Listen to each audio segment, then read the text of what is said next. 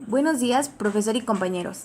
El día de hoy, mi compañera Anet y yo vamos a exponer acerca de la primera ley de la termodinámica. Antes de comenzar a explicar qué es la primera ley de la termodinámica, explicaremos determinados conceptos para que sea mayor la comprensión de dicha ley. Empecemos con la termodinámica. La termodinámica proviene de dos disciplinas que son la termología y la mecánica. La primera se encarga de los fenómenos térmicos, mientras que la segunda del movimiento, la fuerza y el trabajo. La termodinámica es la parte de la física que estudia los intercambios energéticos producidos entre un cuerpo y el entorno que lo rodea. A pesar de que no nos referimos a ella con este concepto, la mayor parte de las veces no nos interesa estudiar un cuerpo, sino un conjunto de ellos, dentro de lo que se denomina sistema termodinámico. Ahora bien, ¿qué es un sistema termodinámico? Se llama sistema termodinámico a la región del universo separada del resto, el entorno, por una superficie cerrada, real o imaginaria, a través de la que se relaciona mediante intercambios de materia o energía. La superficie que separa el sistema y su entorno suele denominarse pared, y en función de sus características, los sistemas termodinámicos pueden clasificarse en distintos tipos, según permitan o no el paso de algún tipo de energía o materia. Los tipos de sistemas termodinámicos que existen son sistemas abiertos, que permiten el intercambio tanto de materia como de energía con el entorno. Después siguen los sistemas cerrados, que permiten el intercambio de energía con el entorno, pero no el de materia. Y por último tenemos los sistemas aislados, que no permiten ni el intercambio de materia ni de energía con el entorno. Dado que la termodinámica relaciona el movimiento microscópico de las partículas que componen el sistema con macroscópicas susceptibles de medirse en el laboratorio, es necesario escoger estas últimas de forma que caractericen completamente el sistema sin ambigüedad. Ejemplos de estas variables son la temperatura, la masa, la presión o el volumen del sistema, y reciben el nombre de variables termodinámicas. Las variables termodinámicas pueden clasificarse en dos grandes grupos. Tenemos las variables intensivas, que son aquellas que son independientes de la cantidad de materia presente en el sistema, como lo es la presión o la temperatura. Y tenemos las variables extensivas, que son aquellas que dependen de la cantidad de materia que tiene el sistema, como lo es la masa o el volumen. Después nos encontramos con el trabajo termodinámico. Se denomina trabajo termodinámico a la transferencia de energía entre el sistema y el entorno por métodos que no dependen de la diferencia de temperatura entre ambos. Este es capaz de variar la energía interna del sistema. Ahora bien, ¿qué es la energía interna de un sistema? La energía es el resultado de la contribución de la energía cinética de las moléculas o átomos que lo constituyen, de sus energías de rotación, traslación y vibración, más la contribución de la energía potencial, intermolecular, debido a las fuerzas de tipo gravitatorio, electromagnético y nuclear. Por último, solo nos queda explicar qué es el calor y la temperatura. Los científicos definen el calor como la energía térmica transferida entre dos sistemas a diferentes temperaturas que entran en contacto. Cuando dos sistemas están en contacto, se va a transferir calor del sistema más caliente al más frío por medio de choques moleculares. La energía térmica va a fluir en esta dirección hasta que los dos objetos estén a la misma temperatura. Cuando esto ocurre, decimos que están en equilibrio térmico. El calor se escribe con el símbolo Q minúscula o Q mayúscula y tiene unidades de joules. El calor también es una propiedad extensiva, así que el cambio de temperatura que resulta al transferir calor a un sistema depende de cuántas moléculas hay en el sistema. Por otro lado, la temperatura es una medida de la energía cinética promedio de los átomos o moléculas en el sistema, la cual típicamente tiene unidades de grados Celsius o Kelvin. La temperatura también es una propiedad intensiva. Esto significa que no depende de qué tanta cantidad tengas de una sustancia, siempre y cuando esté toda a la misma temperatura. La ley cero de la termodinámica dice que no se transfiere calor entre dos objetos en equilibrio térmico, por lo tanto, están a la misma temperatura. Podemos calcular el calor liberado o absorbido utilizando el calor específico, C, la masa, m, de la sustancia, y el cambio de temperatura, delta T, En la ecuación, Ya teniendo claros todos estos conceptos, ahora solo nos queda hablar sobre la primera ley de la termodinámica. marco histórico. La primera persona que expuso sobre la termodinámica fue Nicholas Leonard, en 1824, donde habla de los dos primeros principios de la termodinámica. Sin embargo, el primero en pronunciar la ley fue Julius Robert von Mayer, en 1841. Mayer fue el primero en comprobar la transformación de trabajo mecánico en calor y viceversa. ¿Qué dice esta ley? La primera ley de la termodinámica aplica el principio de conservación de energía a sistemas donde la transferencia de calor y hacer un trabajo son los métodos de intercambio de energía dentro y fuera del sistema. Establece que el cambio en la energía interna de un sistema, delta U, es igual al calor neto que se le transfiere, Q, más el trabajo neto que se ejerce sobre él, W. En forma de ecuación, la primera ley de la termodinámica es: aquí, delta U es el cambio en la energía interna U del sistema. Q es el calor neto que se le ha transferido, es decir, Q es la suma de todo el calor transferido por y hacia el sistema. Y W es el trabajo neto realizado sobre el sistema. Así que el calor Q positivo y el trabajo W positivo inyectan energía en el sistema. La primera ley toma la forma delta U es igual a Q más W por esta razón. Simplemente establece que puedes aumentar la energía interna de un sistema al calentarlo o al ejercer un trabajo sobre él. Más adelante explicaremos a detalle esta fórmula, pero por ahora daremos algunos ejemplos sobre lo que expresa la primera ley de la termodinámica por si no ha quedado claro. No hay mejor ejemplo de la primera ley de la termodinámica que el de un gas, como aire o helio, atrapado en un contenedor que cuenta con un pistón móvil. Supondremos que el pistón se puede mover hacia arriba y hacia abajo de tal forma que comprime al gas o permite que se expanda, pero el gas no puede salir del recipiente. Las moléculas de gas atrapadas en el contenedor son el sistema. Esas moléculas tienen energía cinética. Podemos pensar que la energía interna U de nuestro sistema es la suma de las energías cinéticas de cada molécula del gas. Así que, si la temperatura T del gas aumenta, las moléculas se mueven más rápido y la energía interna U del gas aumenta, lo que significa que delta U es positiva. De manera similar, si la temperatura T del gas disminuye, las moléculas van más despacio y la energía interna U del gas disminuye, lo que significa que delta U es negativa.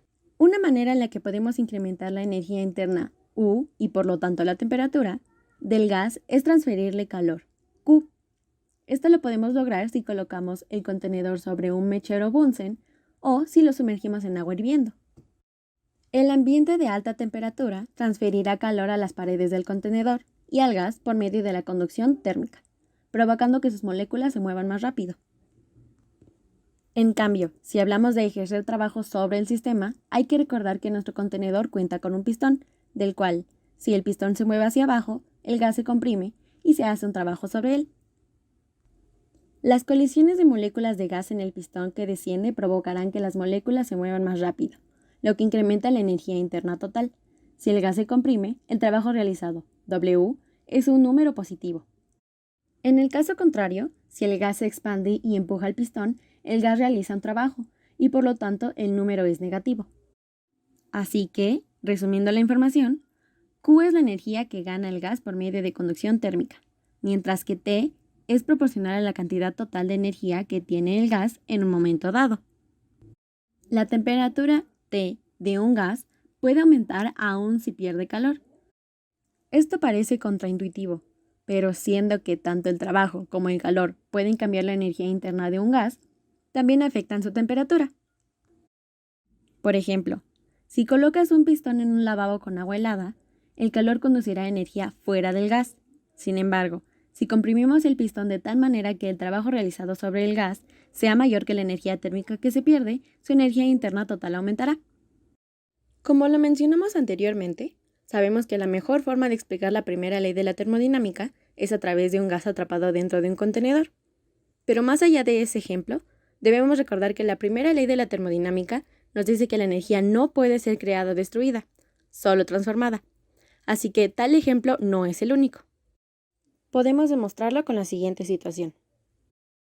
Si se lanza una roca para arriba, va a empezar a desacelerar por acción de la gravedad hasta llegar a su máxima altura.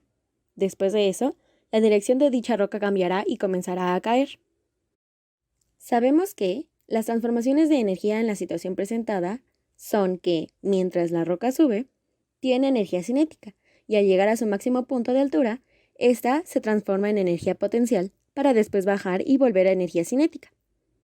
Al llegar al suelo, se supondría que la velocidad final de la roca sea igual a la velocidad que adquirió cuando fue lanzada. Sin embargo, no es así. La velocidad final es ligeramente menor.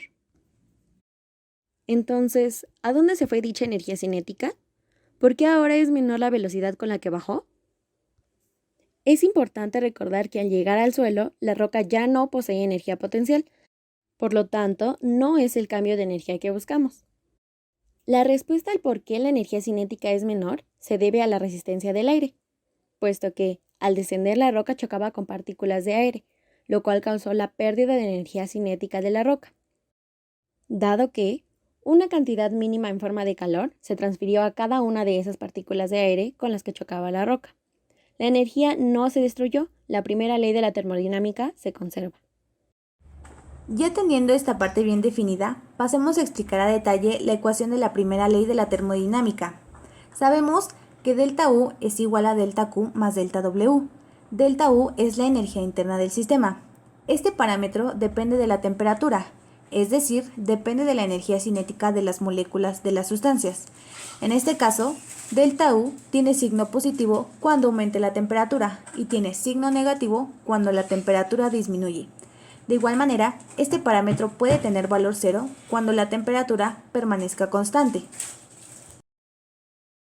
Delta Q es el calor que un sistema puede absorber o ceder. Su unidad de medida es el joule o la caloría. Puede ser positivo cuando el sistema gana calor o negativo cuando el sistema pierde calor. De igual forma, puede tener un valor cero cuando se habla de un proceso adiabático, es decir, un proceso cuando no haya intercambio de calor. Y por último tenemos a delta W, que es el trabajo realizado sobre el sistema o bien por el sistema. Puede tener signo positivo cuando el trabajo se realiza sobre el sistema. Por ejemplo, al ejercer presión sobre un pistón que contiene un gas, está ejerciendo un trabajo sobre el pistón, es decir, sobre el gas. Por lo tanto, el signo sería positivo. Sería negativo cuando el sistema sea el que esté ejerciendo este trabajo. Por ejemplo, después de ejercer el trabajo sobre el gas ejercería el mismo trabajo que ejercimos sobre él. Ahora sería negativo. Este parámetro depende del volumen, ya que cuando el trabajo es positivo, el volumen disminuye, es decir, el gas se comprime, mientras que cuando el trabajo es negativo, entonces el volumen del gas se va a expandir. Si el volumen no cambia, entonces no se ejerció trabajo sobre el gas. Por lo tanto, W es igual a 0 cuando no hay trabajo sobre el sistema, es decir, cuando su volumen permanece constante. A pesar de que en esta parte hablemos de gases, si hablamos de un sistema, solo cambiará la definición de gas por sistema. Por ejemplo, en delta U sería que tiene signo positivo cuando la temperatura del sistema aumenta, negativo cuando la temperatura del sistema disminuye y tiene valor 0 cuando la temperatura del sistema es constante. Lo mismo pasa con los otros dos parámetros, aunque a delta Q ya nos lo ponen con el concepto de sistema. Pero delta W es positivo cuando el sistema es el que realiza el trabajo y negativo cuando el trabajo se realiza sobre el sistema. Ahora tenemos la ecuación que relaciona estos tres parámetros. Cabe destacar que existen 4 tipos de procesos termodinámicos. Proceso isotérmico. Este proceso se lleva a cabo cuando la temperatura permanece constante. Por lo tanto, si delta Q es igual a delta W y la temperatura es constante, entonces delta U vale 0. Por lo tanto, la ecuación que define este proceso es delta Q es igual a delta W. Después tenemos al proceso isobárico. Este proceso se lleva a cabo cuando la presión permanece constante. Por lo tanto, la ecuación que lo define es delta Q es igual a delta W más delta U. Después seguimos con el proceso isocórico, que se lleva a cabo cuando el volumen permanece constante. Si el volumen permanece constante, entonces delta W tiene un valor de 0. Por lo tanto, la ecuación delta Q es igual a delta W más delta U nos queda como delta Q es igual a delta U. Y por último, tenemos el proceso adiabático. Este proceso se caracteriza porque no hay intercambio de energía, es decir, no hay intercambio de calor, y entonces, por lo tanto, delta W y delta U van a tener valor de cero, es decir, no va a cambiar la energía interna ni tampoco se va a ejercer un trabajo. Por lo tanto, el calor que absorbe o que cede el sistema va a ser igual a cero. En algunas ocasiones nos presentan la fórmula como delta U es igual a delta Q más delta W o delta U es igual a delta Q menos delta W. Lo que pasa aquí es que son dos tipos de criterio. Tenemos el criterio YUPAC y el criterio tradicional. El criterio YUPAC se considera positivo aquello que aumenta la energía interna del sistema o lo que es lo mismo, el trabajo recibido o el calor absorbido. Y es ahí cuando tenemos a delta U es igual a delta Q más delta W. Y mientras tanto en el criterio tradicional se considera positivo el calor absorbido y el trabajo que realiza el sistema sobre el entorno. Entonces tenemos aquí que delta U es igual a delta Q menos delta W.